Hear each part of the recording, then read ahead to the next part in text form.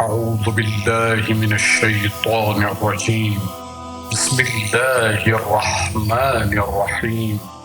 قل فانتظروا وأني معكم من المنتظرين۔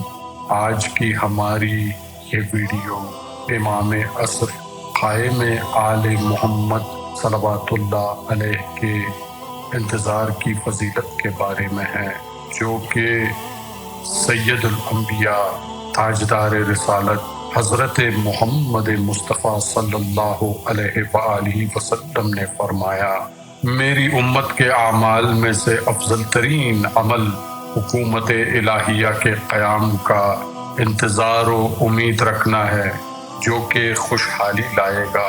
امیر المؤمنین حضرت علی علیہ السلام نے فرمایا، امت الہیہ کے قیام کا انتظار کرو اور رحمت الہیہ سے مایوس نہ ہو جاؤ، کیونکہ خدا کے نزدیک تمام اعمال میں سے محبوب ترین عمل حکومت الہیہ کے قیام کا انتظار کرنا ہے۔ حضرت امام جعفر صادق علیہ السلام نے فرمایا، تاریک دور کے وہ لوگ جو آخری حجت پر ایمان رکھیں گے اور ان کی آمد کا انتظار کریں گے، وہ سارے زمانے کے لوگوں سے افضل ہے۔ اس موضوع پر بہت سی احادیث موجود ہیں۔ قرآن پاک میں 14 آیات ایسی ہیں جن میں اللہ تعالیٰ نے ان لوگوں کی مذمت کی ہے جو یوم مقررہ پر ایمان نہیں رکھتے یا اس کا انکار کرتے ہیں، کیونکہ وہ دن جس میں آخری حجت نے تشریف لانا ہے وہ اتنا ہی اہم ہوگا جیسے کہ خود اللہ کی آمد کا دن ہو۔ اس حجت سے منسوب سارے معاملات کی اللہ کے ساتھ خصوصی نسبت ہوگی، یعنی ان کی حکومت ہی اللہ کی حکومت ہوگی، ان کا عدل ہی عدل خداوندی ہوگا، ان سے ملاقات کرنا ہی خدا سے ملاقات کرنا ہوگا، ان کے ساتھ رکھا جانے والا رویہ بالواسطہ طور پر اللہ تعالیٰ کے ساتھ رکھا جانے والا رویہ ہوگا، ان کی نصرت کرنا اللہ کی نصرت کرنا ہوگا، ان کی ہمراہی میں جہاد کرنا اللہ کی ہمراہی میں جہاد کرنے کے مترادف ہوگا۔ وہ خدا کا ایک نمائندہ ہوں گے جو خدا کی تمام صفات کا پرتو رکھتے ہوں گے، وہ خدا کے نائب ہوں گے، اور اس حیثیت میں وہ گزشتگان اور موجودگان کو باز پرس کے لیے جمع کریں گے اور عادلانہ فیصلہ کریں گے۔ وہ انبیاء سے اللہ کی طرف سے کیے گئے تمام وعدے پورے کریں گے۔ یہی وجہ ہے کہ ان کی آمد کو خدا کا دن کہا گیا ہے۔ قرآن پاک میں اس دن کی بہت سی خوبیوں کا ذکر کیا گیا ہے۔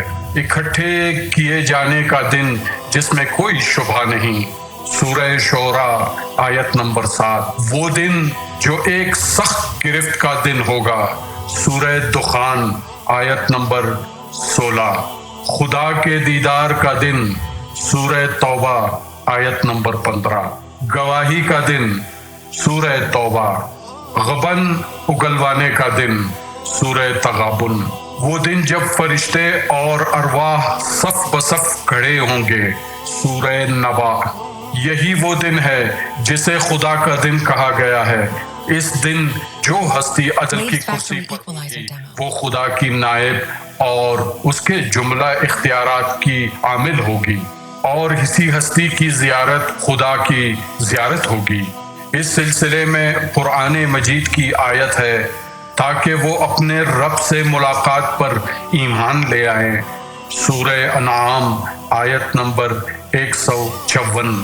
وہ آیات کو تفصیل سے بیان کرتا ہے تاکہ تمہیں اپنے رب سے ملاقات کا یقین ہو جائے، سورہ رعد آیت نمبر 2۔